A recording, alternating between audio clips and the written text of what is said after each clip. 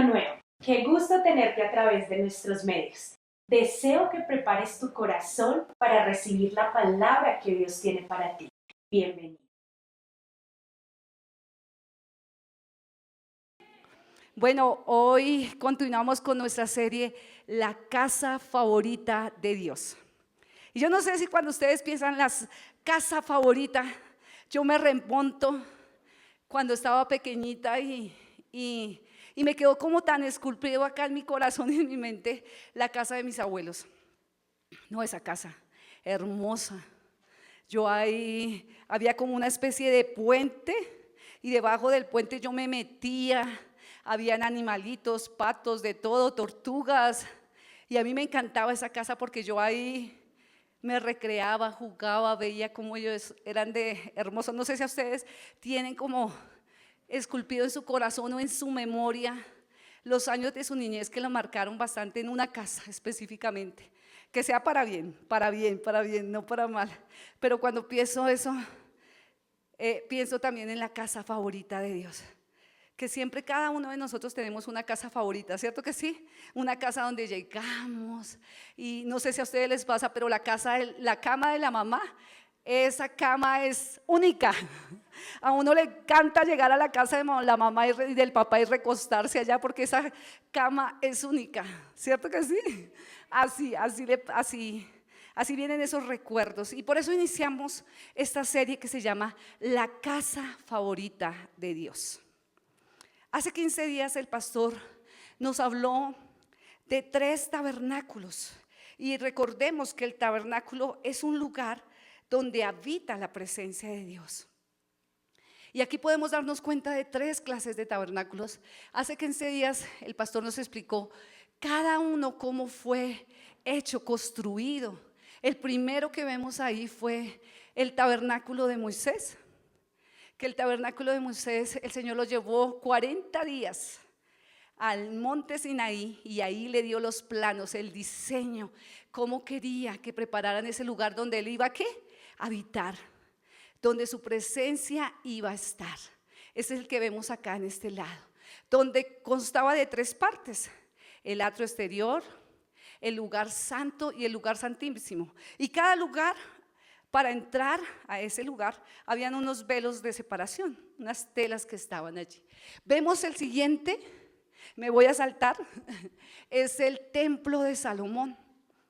Ese templo que el pastor nos contaba hace 15 días que fue muy ostentoso, que fue construido con oro, con piedras preciosas, con la mejor madera, o sea, era algo ostentoso. Algo hermoso, me imagino esas lámparas, todo brillaba, todo era hermoso. Y el tercero es la tienda de David. Y cuando decimos tienda, era porque literal, era una carpa, si ustedes lo pueden ver, una carpa y en la mitad estaba el arca de la alianza, que era donde reposaba la presencia de Dios. Están esos 3 tabernáculos que están escritos en la palabra y que hace 15 días el pastor los explicó uno a uno, nos dio como el inicio, la entrada, de que siempre el Señor ha querido tener ese contacto y esa cercanía con sus hijos, con su pueblo. Y aquí vemos entonces esos 3 tabernáculos. Pero en Hechos 15:16, quiero que lo leamos. Hechos 15:16. Y aquellos que tienen su Biblia, sáquenla, léanla, que puedan leer la palabra a través de la Biblia. Hechos 15:16. ¿Ya lo tenemos? Dice, después de esto volveré y reedificaré el tabernáculo de David, que está caído, y repararé sus ruinas y lo volveré a levantar. Tremendo, porque mire, después de todos esos 3 tabernáculos que se hicieron, esos 3 lugares que se prepararon para la presencia de Dios, el Señor dice que en los últimos tiempos, ¿qué va a hacer? Dice, volveré y reedificaré el tabernáculo ¿de quién? ¿De Moisés? ¿El templo de Salomón? No, dice el tabernáculo de David, que está caído, y repararé sus ruinas y lo volveré a levantar.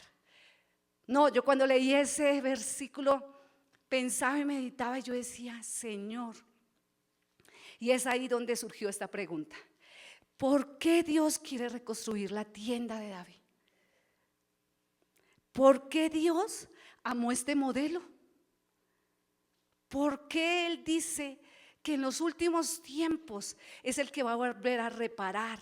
Es esa tienda, ese tabernáculo que va a volver a restaurar y a reparar. ¿Por qué? Si me pueden volver a colocar la imagen, la primera imagen, ¿por qué? Si vamos a ver aquí las tres imágenes, y aquí vemos cómo está bien diseñado el tabernáculo de Moisés, ¿cierto? Cómo está bien estructurado, cómo fue un diseño celestial, porque este diseño se lo dio Dios a Moisés, y cómo está estructurado. Pero mira que en ese tabernáculo dice la palabra que solamente podía entrar una sola persona, el sacerdote. Y el sacerdote tenía que tener, el sumo sacerdote, y el sumo sacerdote, sus vestiduras al final, o sea, su vestidura al final tenía campanillas en la bata que él se ponía, porque, y le amarraban un lazo aquí en su pie, en su tobillo, se lo amarraban y él entraba. Dice que él era el único que entraba, el único que podía ¿qué? Entrar. Y entraba al lugar santísimo, era el único que podía entrar al lugar santísimo.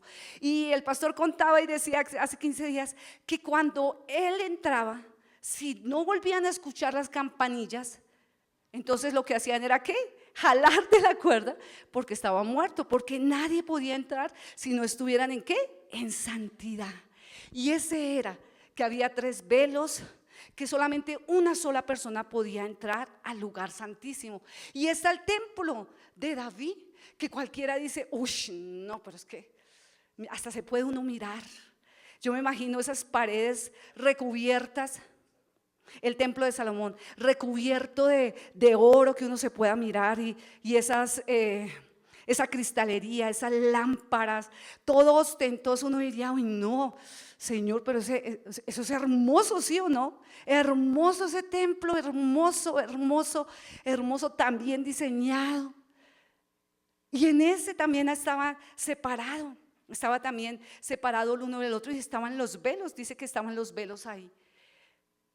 Pero en la tienda de David ni había el lugar, ni el atrio exterior, ni el lugar santo, ni el lugar santísimo, no estaba separado por velos, no habían joyas, no estaban las mejores maderas, no había nada ostentoso. Era una tienda ¿qué? Sencilla. Y es cuando podemos ver que Dios nunca se deja impresionar por lo que quizás nosotros nos dejamos impresionar. Dios nunca se deja impresionar por lo que para el hombre sí causa impresión. Porque yo creo que el Señor miró el tabernáculo de David, y David, quizás sus estructuras no son semejantes a las otras, ¿cierto que no? No son iguales, pero él se preocupó por unas estructuras especiales. Él se preocupó por unos materiales especiales que creo y estoy convencida que eso fue lo que le llamó la atención al Señor. Más que lo externo, porque la palabra dice en Apocalipsis que la ciudad celestial, el pavimento es ¿qué? Oro. La vez pasada escuchaba a Sandrita que decía, Señor, barre las calles de allá del cielo y que caigan piedras preciosas para acá, decía Sandrita, me decía la vez pasada. Y así es, o sea, al Señor no le impresiona eso, no le impresiona el lujo, no le impresiona estructuras modernas, no le impresiona eso. Le impresionó fue las estructuras y el material con el cual David construyó. Eso fue lo que a él le impresionó. Y por eso quiero que allí donde están, escriba vamos a hablar de 3 materiales que usó David para construir esta tienda. 3 materiales que utilizó David para construir la tienda, el tabernáculo, para que la presencia de Dios estuviera allí. Y la primera, ¿sabe cómo se llama? Sacrificio. Y quiero contarles algo antes de de entrar en este punto. Dice la palabra que cuando David fue nombrado rey, él lo primero que pensó fue en traer el arca a Jerusalén. El arca de la alianza es la presencia de Dios, representaba la presencia de Dios. Y dice la palabra que lo primero, cuando él ya fue posicionado como rey, él dijo: no, tenemos que traer el arca. Y habló con los levitas, habló con los sacerdotes, habló con los soldados, habló con muchos, dijo: vamos a ir a traer. Y en ese intento fue un intento fallido, porque él tuvo muy buenas extensiones. Yo me imagino, él ama, y siempre se caracterizó porque era un corazón que amaba a Dios. Pero dice que cuando él fue a la casa donde tenía que ir a traer el arca, dice que él fue con una carreta y con unos bueyes, y fue a colocar en la carreta y los bueyes el arca. Y debido a eso que él hizo, hubo un muerto que fue Usa, un hombre que dice que la palabra que en el momento en que la carreta iba, se tropezó con una piedra, y cuando se tropezó con la piedra, el Usa, para no dejar caer el arca, puso la mano, y dice que ahí inmediatamente fue muerto. Y cuando miramos, dice que el rey David se enojó y dijo: pero ¿cómo así? O sea, ¿por qué? ¿Por qué? Y entonces ahí vemos que fue un intento fallido. Un intento fallido porque él quiso, las intenciones eran buenas, claro, y él dijo: voy a mandar a hacer una carreta nueva con unos bueyes así gordos que jalen. Y él estaba pensando en todo eso, pero cuando él se dio cuenta que hubo un muerto, él dijo: Dios, o sea, ¿y esto por qué fue? ¿Qué fue lo que pasó? Y dice que hubo tal temor en la vida de David que él dijo: no, yo dejo mejor esto aquí quieto, vaya para la casa de Obededón, esto acá, y yo me voy a averiguar, porque tengo temor de Dios y quiero averiguar cómo es que se debe llevar el arca, la presencia de Dios, para poderla llevar. Y ese fue el primer intento fallido que él tuvo. El intento, porque él lo quiso hacer a su manera, pero a esa manera no se debía llevar el arca, la presencia de Dios. Y mire, tremendo lo que dice aquí Salmo 51:7, que creo que ha sido palabra rema, porque esta mañana alguien aquí oró específicamente así. Dice: los sacrificios de Dios son un espíritu quebrantado, al corazón contrito y humillado no despreciarás, oh Dios. David entendió que no era su manera el llevar el arca en la presencia de Dios. Él entendió y estudió y vio que el arca, para llevarla, ¿sabe cómo era la manera?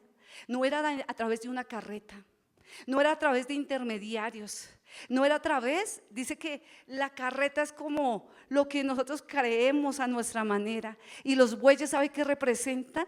Fuerza y riqueza. Fuerza y riqueza.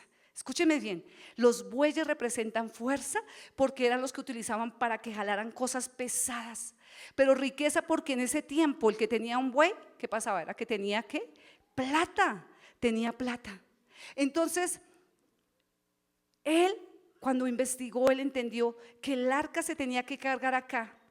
¿En dónde? En los hombros. El arca se tenía que cargar en los hombros. ¿Y sabe qué pasaba con el arca? Dice que cuando la llevaban en los hombros, ellos caminaban 6 pasos. Se postraban, quemaban, sacrificaban los bueyes y se rendían delante del Señor, y volvían y se levantaban. ¿Ustedes saben qué significa eso? ¿Sabe qué significa eso? Y por eso el Salmo 51 él lo colocó: los sacrificios de Dios son un espíritu quebrantado, al corazón contrito y humillado no despreciarás, oh Dios. Para Dios lo más importante es que podamos rendir delante del Señor lo que quizás pensamos que nuestra fuerza es. Dios no desprecia un corazón contrito y humillado.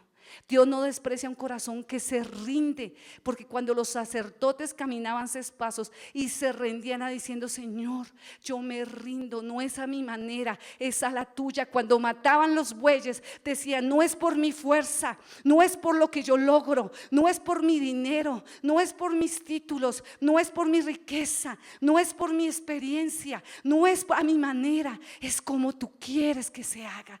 Cuando se postraban decían: Señor, quizás a mi manera he querido hacer tantas cosas, a mi manera he querido cambiar unos hijos, a mi manera he querido cambiarme yo, a mi manera he querido cambiar mi hogar, a mi manera, Señor, pero no es a mi manera, no es con mi fuerza, no es con mis gritos, no es con mis amenazas, no es con mis alegatos, no es con los temores o las estructuras que tengo, no es así, no es así. Por eso ellos sacrificaban los bueyes, no es así.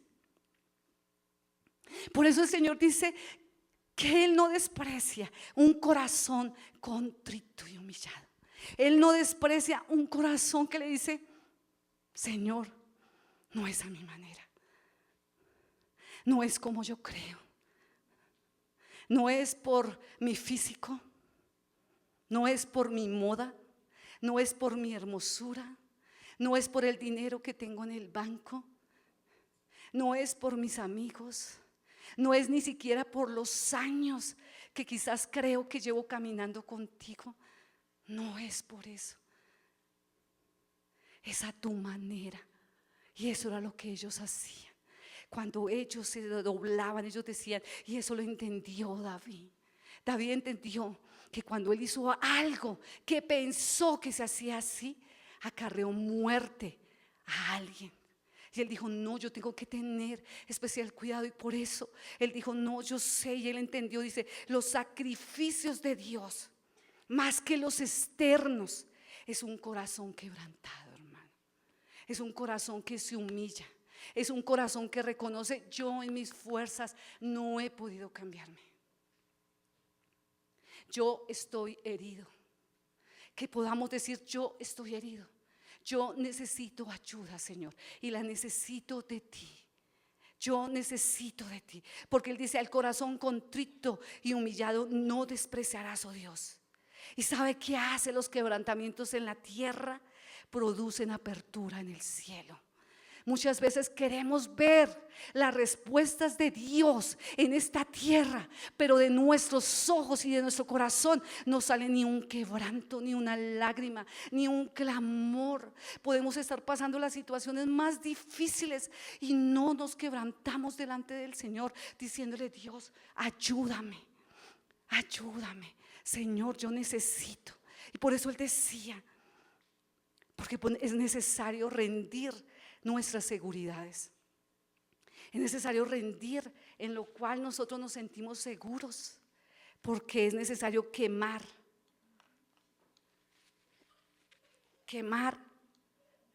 en lo cual nosotros hemos puesto la confianza. Mire que David decía algo. David decía: no ofreceré a Jehová sacrificio que no me cueste. Y eso está en 2 Samuel 24:24. Él decía: no ofreceré a Jehová sacrificio que no me cueste. Y nosotros somos muy cómodos. Y a veces queremos que Dios nos responda sin el mayor esfuerzo, sin el mayor quebranto delante del Señor. Mire que en Primera de Crónicas 16, 4, 6, y quiero que lo leamos. Mire lo que pasó. Dice que cuando David decidió y él fue, investigó y dijo: así es que debo llevar la presencia de Dios, así es que tengo que cargarla. Él empezó a llevar, dice, se fue con los levitas, se fueron los cantores, se fueron adorando los sacerdotes. Cada 6 pasos sacrificaban bueyes, se rendían delante de Dios, volvían y se levantaban, caminaban 6 pasos y así sucesivamente. ¿Sabe cuántos kilómetros fueron? Desde la casa de Obededón hasta Jerusalén fueron 16 kilómetros. 16 kilómetros. Y les quiero recordar que el arca de la alianza estaba hecha en una madera que era muy pesada, que era la mejor, que era roble, que era muy fino, y estaba laminada en oro. Y la tapa dice que estaban hechos 2 querubines macizos en oro y que las varas eran en oro. Y los sacerdotes tenían que cargarlas ¿en dónde? En sus hombros. Quizás por eso fue que David dijo, no, lo más fácil es una carreta, los llevamos ahí, nadie va a esforzarse, nadie va a tener eso porque se llevan una carreta, se lleva la de esta, llega ya, ¿qué problema? Nada. Pero Dios dijo, no, así no es. Y mire tremendo, porque mire lo que dice 1 Corintios 16, 4, 6. Dice que David, cuando ellos llegaron ya a Jerusalén, dice, David puso a algunos levitas a cargo del arca del Señor para que ministraran, dieran gracias y alabaran al Señor Dios de Israel. Dice, los nombres fueron Asad, el primero Zacarías, el segundo, luego Jehiel, Semiramó, Jehiel, Matatías, Eliab, Benías, Obededón y Jayel, los cuales tenían arpas y liras. Asad tocaba los símbolos, los sacerdotes Benadías y Jasei. ¿Sabe qué pasó? Que dice que después de 16 kilómetros, piensen ustedes un momento, 16 kilómetros que ellos caminaron, que caminaban 6 pasos, mataban los animales, los mataban, volvían y se levantaban, cargaban el arca, estaban sus vestiduras, ¿cómo estaban? Sangrientas, sucias, llenas de barro, y estaban así y danzaban y cantaban. Llegaron a Jerusalén. Uno con la lógica dice, no, pues que descansen, ¿sí o no? Descansen. Pero David dijo, no, vamos a seguir, vamos a colocar el arca. Yo me imagino que los levitas, ay, ya, ahora sí, ya podemos ir. Él dijo, no, vamos a seguir cantando, vamos a seguir danzando, vamos a seguir, porque no ofreceré a Jehová sacrificio que no me cueste. A veces queremos todo cómodo, queremos la comodidad. Señor, lo que a mí, cuando yo esté cómodo, lo entrego. Y no es así. La carreta no funcionó, los bueyes no funcionaron. No es a nuestra manera, no es a nuestro antidiseño, porque es que esos son antidiseños. Nosotros nos basamos es en el diseño de Dios. Y cuando Dios dice, no ofreceré sacrificio que no me cueste, David decía, yo no voy a ofrecer algo que no me valga. O sea, inclusive una vez que él tenía que ir a ofrecer sacrificio en un lugar, él habló con la persona que tenía que comprarle. Le dijo, por favor, véndame su tierra, véndamela.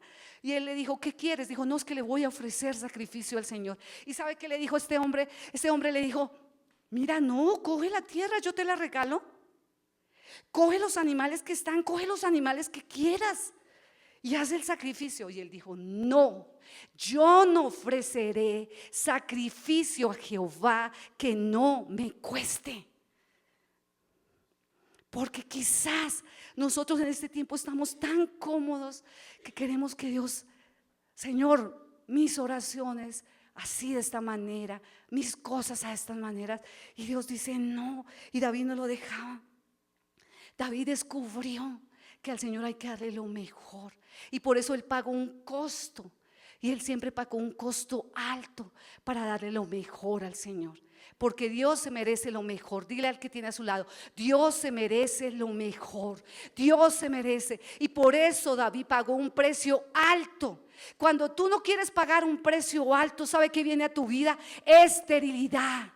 Y por eso tú quieres oraciones prestadas, tú quieres que otros oren, que otros sean los que intercedan, que otros sean los que busquen. Pero Señor, yo aquí cómodo, que oren por mí, que hagan esto por mí. No, hermano, esto lo que trae es esterilidad. Esto trae esterilidad. Porque sí es necesario pagar un precio, sí es necesario doblar nuestras rodillas y decir, Señor, esto no me ha funcionado, ni con los títulos, ni porque saco las mejores notas, ni porque soy el más wow, ni porque tengo el dinero, ni porque estudié en la Universidad Javeriana, ni porque estudié en el externado, ni porque nada de esas cosas. Señor, hoy quemo mis bueyes. Y qué lindo sería uno poder quemar sus bueyes y decir, Señor, yo quemo esto porque esto no me funciona, esto no me ha funcionado. Yo te entrego a ti mi corazón y te digo, Señor, hazlo tú. Y eso fue algo rema para mi vida, porque yo no puedo entrar en el corazón de nadie y cambiarlo. ¿Sabes qué? Nosotros como pastores hemos entendido que a quien debemos doblar las rodillas, a quien tenemos que clamar, a quien debemos recar su altar con lágrimas y gemir, es a Dios. Es a Dios, porque solo Dios es el único que puede hacer intervenciones divinas. Solo Dios es el único que transforma. Solo Dios. Y es eso. David pagó un costo alto. ¿Sabe qué pasaba? Él dormía menos. Él se encargaba, él estaba preocupado por hacer las cosas del Señor. Él preparó. Piensen ustedes, hombres y hombres, sacerdotes, levitas, cantores, que estuvieran 24/7 y él los sostenía. Acuérdense que hace 8 días el pastor hablaba de lo que era sostener a los levitas, de que lo que era sostener a los sacerdotes, de lo que era eso. Él sabía de lo que era eso, sostener a los sacerdotes. Pero él dijo, no me importa, yo voy a pagar lo que sea, pero que no pare la adoración, que no pare la exaltación, que no pare. Y él pagó un costo y él lo entregó todo. Por eso el Señor le dijo, tú tienes un corazón conforme al corazón de Dios. Por eso esa carpa y esa tienda le llamó tanta la atención. Y por eso el Señor dijo, necesito reparar, necesito restaurar. Necesito reparar y restaurar. Necesitamos entregar aún nuestras malas experiencias, porque las malas experiencias no nos dejan tener una relación como debe ser. Porque aún si fuimos marcados y fuimos dañados y tal vez fuimos abusados, eso también hay que entregarlo a Dios, porque Dios quiere que entreguemos lo que hay en nuestro corazón. Amén. La segunda, pasión. Pasión. Y es que David era una llama incesante. ¿Sabe qué era David? Él era un perseguidor de la presencia manifiesta de Dios. Su determinación de traer de regreso el arca a Jerusalén, dice, eso es pasión. Él fue rey y él hubiera dicho, como el rey Saúl, no haberlo traído, bueno, está allá, dejémoslo allá donde está. No, él dijo, yo necesito traer el arca. Y mire tremendo lo que dice en el Salmo 132, 4, 5. Y esto ha sido nuestro clamor. Dice acá, Salmo 132, dice, no daré sueño a mis ojos, ni a mis párpados adormecimiento, hasta que haya lugar para Jehová, morada para el fuerte de Jacob. No daré sueño a mis ojos, ni a mis párpados adormecimiento. ¿Hasta qué? Hasta que no haya lugar, hasta que él no se sienta cómodo, hasta que él no diga, este lugar me encanta, porque se ve pasión. Pasión que aun cuando llueva me buscan, pasión que siempre están, aun cuando les tocó trabajar fuerte, dijeron, no importa, Señor, yo te buscaré con ansias, con ganas, no importa, Señor, porque es que yo te ofrezco lo mejor. ¿Sabe cómo se llama eso? Pasión. Pasión, pasión, eso se llama pasión. Él estableció una adoración incesante, 24/7, 24/7, incesante, 24 horas, 7 días a la semana. ¿Sabe por cuántos años? 36 años. Hicimos las cuentas con Edgar. Hicimos las cuentas con Edgar y miramos 24 por 365, 24 horas por 365 días. ¿Sabe cuánto da un año? 8,760. Y lo multiplicamos 8,700 por 36. Son 315,360 horas. Y los minutos, ¿sabe cuántos minutos fueron? 18,921,600 minutos. Una adoración incesante. Una adoración incesante. Si ve que el material que tenía David y el que utilizó y el que usó para construir la habitación de Dios era muy diferente a la de los otros. Los otros, claro, se ocuparon por lo externo, pero ¿sabe por qué él se preocupó? Por el material interno. Por ese se preocupó él. Por eso se preocupó. Porque cuando más buscamos a Dios, más nos apasionamos. Y cuando más nos apasionamos de Él, más queremos adorarle. Y cuando más queremos adorarle, ¿sabe qué pasa? Más sensibles nos volvemos al Señor. Y cuando más sensibles nos volvemos, más lo vamos a ver. Y cuando contemplamos al Señor, ¿sabe qué? Nos vamos a parecer a Él. Tú te pareces a quien contemplas. Tú te pareces a quien contemplas. Escúchalo bien. A quien tú estás contemplando, a ese te vas a parecer. Mire, tanto fue la pasión de David que no solamente se basó en un lugar, fue una nación que encendió, una nación que se levantó a adorar.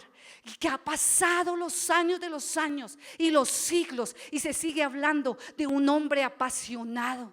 Y es que la pasión derrite el hielo. Que a mí el hielo no me venga a apagar. Al contrario, si yo estoy apasionado, el que está congelado, yo lo voy a derretir con mi pasión. Eso es lo que tú tienes. Dile al que tiene a su lado: que mi pasión derrita al que está congelado. Que mi pasión derrita al que está frío. Que mi pasión haga que el otro empiece a arder de pasión. Pero yo no puedo creer que nosotros nos dejemos influenciar más por los que están helados. Si en mi corazón hay pasión, tiene que arder, tiene que estar esa llama incesante. Si yo quiero ver hijos adoradores, ¿sabe qué tengo que hacer? Apasionarme. Porque yo no puedo decirle: apasionate del Señor, cuando yo no me apasiono. Apasionate de Él cuando Él ni siquiera me ve a mí botar ni una lágrima por el Señor. Cuando ni siquiera me ve en la adoración así. Cuando más nosotros tenemos que ser. Y Dios está despertando buscadores, hombres y mujeres, jóvenes, niños apasionados de la presencia de Dios, que sean consumidos por el anhelo y la pasión de ¿qué? De su presencia. Amén.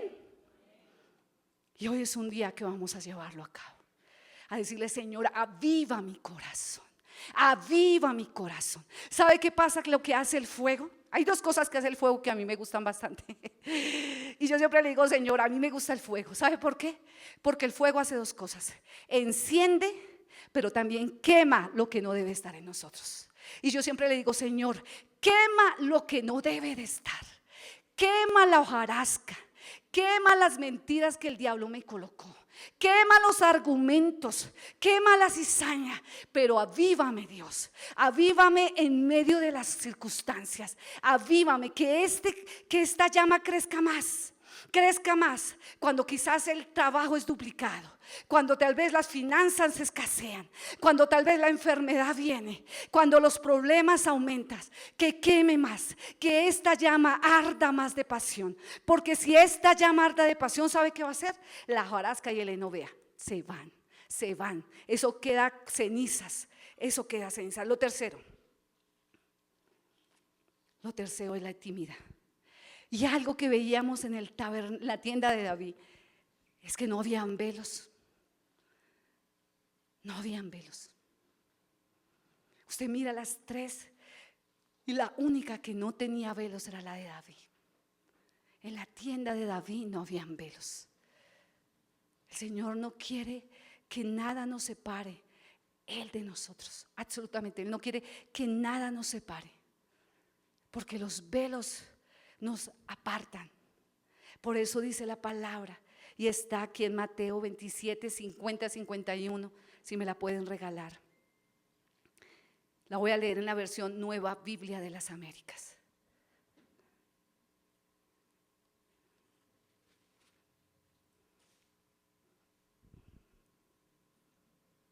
Dice así: entonces Jesús, clamando otra vez a gran voz, exhaló el espíritu, y en ese momento el velo del templo se rasgó en dos, de arriba a abajo, y la tierra tembló y las rocas se partieron. Dice que el velo se rasgó. El velo se rasgó, ya no había impedimento. Y si ustedes ven en la tienda de David, ¿sabe cuál era el velo? Los cantores y los adoradores.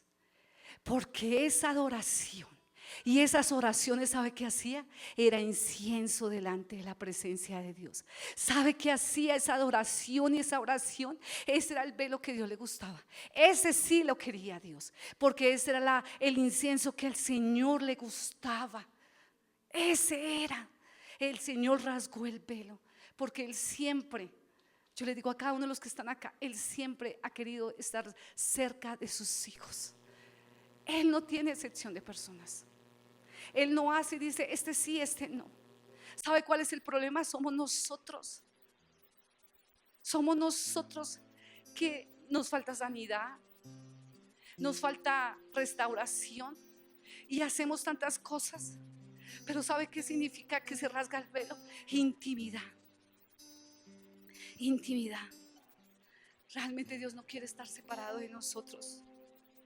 De hecho, Él hará todo lo posible por arrancar todos los velos que son estorbo. De hecho, Él va a arrancar, y yo estoy seguro que en esta casa, porque esta ha sido nuestra oración, Él va a arrancar los velos de esta casa, porque Él quiere intimidad, Él quiere cercanía. Que tú aprendas a escucharlo a Él, que tú aprendas a buscarlo a Él. Amén por las prédicas, amén, amén por los predicadores. Pero ¿sabe que Dios quiere? Escucharte y que tú lo escuches a Él, que tú le preguntes a Él y dejes que Él te responda, porque Él sí sabe lo que tú estás pasando en ese momento. ¿Sabe qué quiere el Señor? Intimidad, intimidad. Cuando lo contemplamos a Él, no vamos a contemplar el pecado, jóvenes. Cuando lo contemplamos más a Él, no vamos a estar mirando lo que el diablo nos está ofreciendo. Cuando lo contemplamos a Él, más nos vamos a parecer a Él. Eso es lo que hace la intimidad, el escuchar su voz. En esta semana quiero contarles una infidencia. Estábamos con mi esposo y él me estaba hablando y me estaba mostrando algo. Y entonces me dijo, ponle atención a esto. Entonces yo estaba mirándolo y cuando yo lo vi, él me estaba mirando con unos ojos de tanto amor y de tanta pasión que mire, me achanté. Yo no podía ver el video, porque él me estaba mirando con tanto amor. Me estaba mirando con tanto amor que después me preguntó, ¿cómo te pareció? Le dije, esposo, la verdad, yo no pude ver bien el video. De verdad, en serio, no lo pude ver. Dije, porque esos ojos que me hacía, como me miraba. Dije, no, yo no pude concentrarme en ese video, estaba era mirándolo. Dije, te estaba era mirando. Dije, yo no pude ver el ese. Y eso pasa con Dios. Cuando tú lo contemplas a Él, cuando tú entras en esa intimidad, tú vas a verlo y te vas a enamorar de Él. Tú vas a contemplarlo y te vas a deleitar con Él. La ausencia de intimidad trae esterilidad y insensibilidad. Nos volvemos religiosos insensibles y eso no es. La intimidad hace que la llama arda de pasión. La intimidad hace que tú cuando lo contemplamos, más nos vamos a enamorar de Él. Y la intimidad nos lleva a eso, a contemplarlo.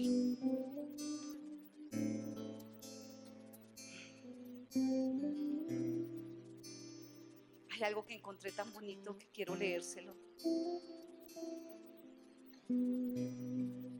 Dice que todo acto espiritual secreto tiene consecuencias generacionales.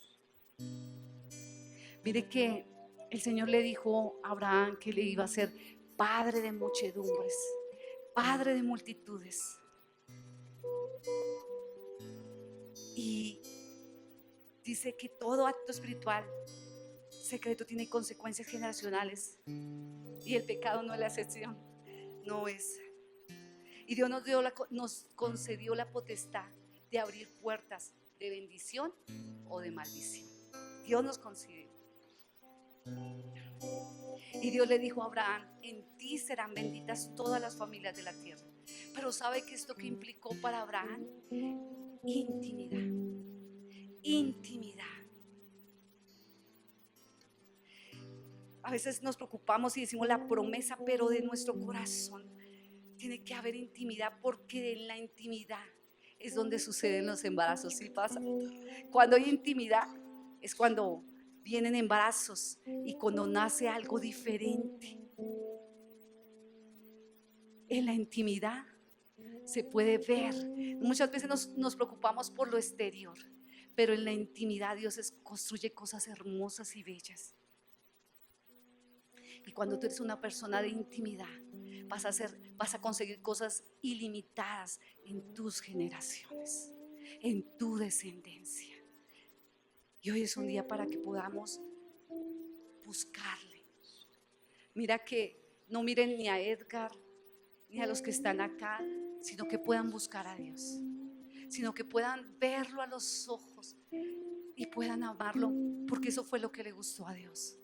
Le gustó la tienda de David porque fue alguien que se sacrificó y dijo: Señor, yo a ti te voy a dar lo mejor, yo te voy a dar lo mejor, porque fue un hombre apasionado que apasionó una nación, y porque fue alguien que buscó la intimidad en lo secreto. Es bueno ver prédicas, pero Dios quiere más escuchar tu voz y verte a ti. Eso es lo que Dios quiere, que escuchar tu voz y que tú lo puedas ver y Él te pueda ver a ti. Amén.